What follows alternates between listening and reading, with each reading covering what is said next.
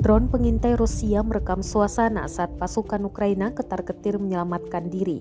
Pasukan Kiev dibuat panik pasca tank Rusia meluncurkan rentetan tembakan tepat di dalam parit.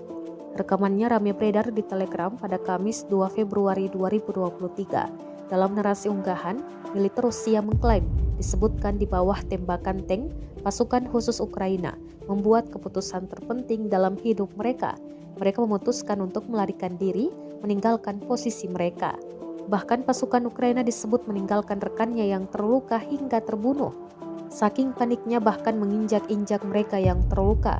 Ini memungkinkan infanteri Rusia untuk menekan pasukan Ukraina dan mengambil posisinya, jelas narasi unggahan.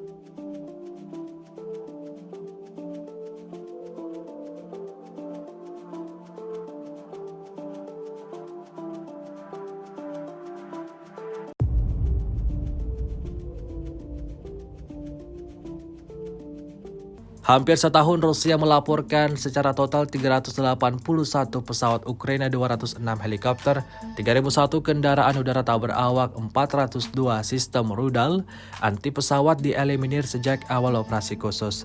Sedangkan dari kubu Kiev, Kementerian Pertahanan Ukraina melaporkan 610 tentara Rusia dieliminir dalam 24 jam terakhir. Total 129.030 prajurit Rusia meninggal sejak awal konflik hingga hari ke-345.